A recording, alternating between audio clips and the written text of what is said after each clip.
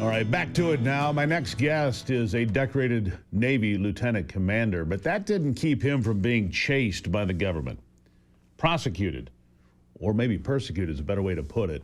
Thomas Caldwell has written The Mouths of the Wicked, a true January 6th story of corruption, persecution, survival, and victory.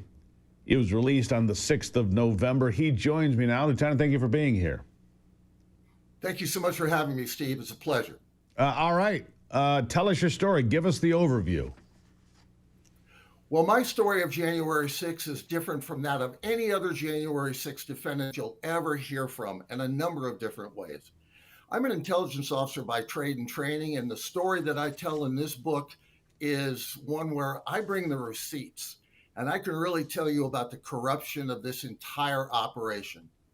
I never did anything wrong on January 6th. I never went inside the Capitol.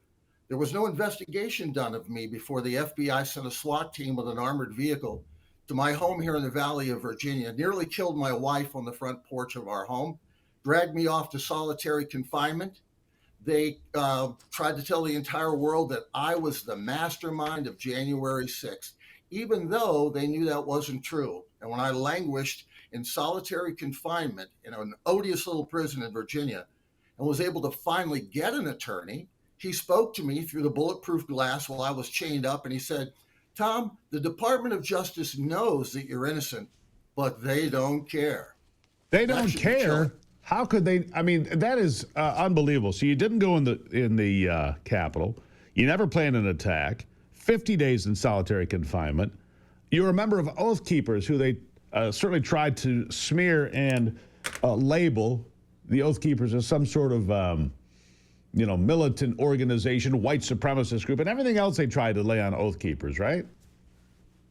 Well, let's clear this up right now. I was never a member of the Oath Keepers, was never asked to become a member of the Oath Keepers. This is just more twaddle. And I always tell people, even if you think you know something about my story, what you really know is stuff that came from the mouths of the wicked Department of Justice attorneys who were trying to smear me.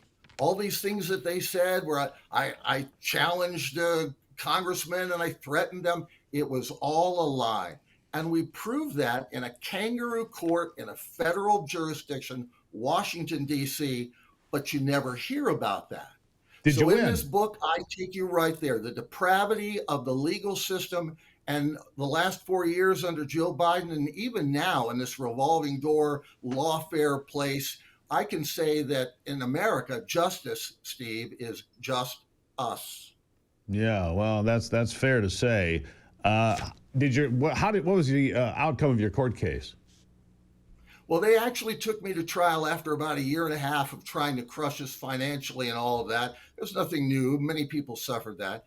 I went to trial on 5 different felonies, and I should point out that the Department of Justice was 65-0. Undefeated. They got a guilty verdict on every single charge against everyone who had the temerity to go to federal court and challenge them at a jury trial until mine. We had 3 that were dismissed outright by the jury in D.C. We took one all the way to the Supreme Court and won there too.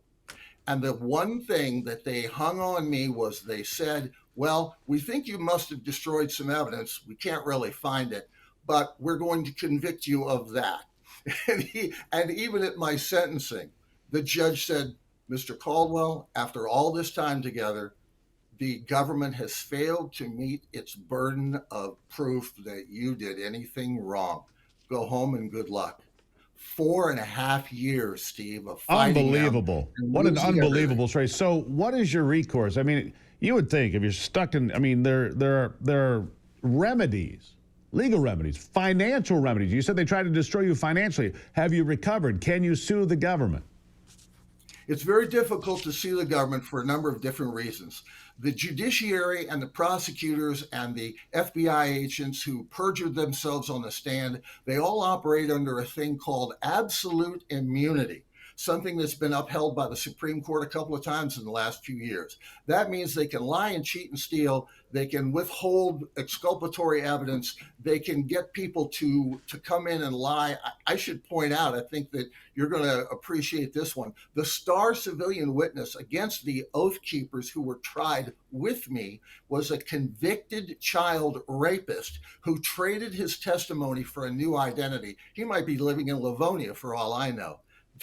But as far as recourse, it's awfully hard to get any money out of suing the government, and you can't sue any of those individuals civilly. There's also no criminal penalties for them.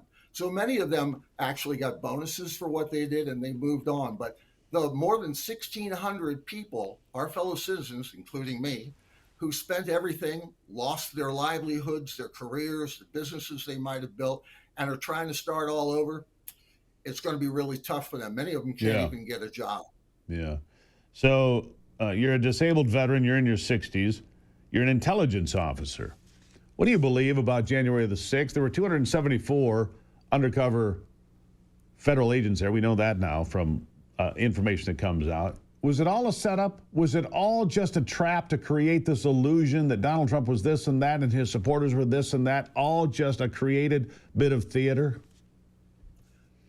It seems to be that there's more and more information coming out all the time that would prove that that's true, Steve. When they first said, well, we had about 20 FBI agents on the location at the time, I said to my wife, multiply that by 10 or 20. That's probably what they had there. And they were very interested in making sure that President Donald Trump could never be president again.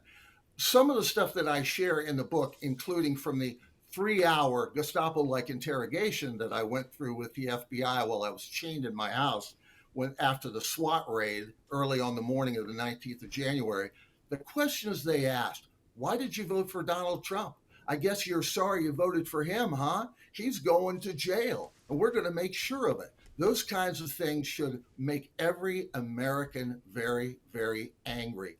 And my time at January 6th, right. My time at January 6th, my wife was beside me the whole time. We went to hear President Trump's final address to the people. And let me tell you, she and I have over 200 photos and videos we took that day. There's no violence. It was a love fest. Hundreds of thousands of people I didn't know singing along with me patriotic songs and rock and roll hits from the 60s. Yeah.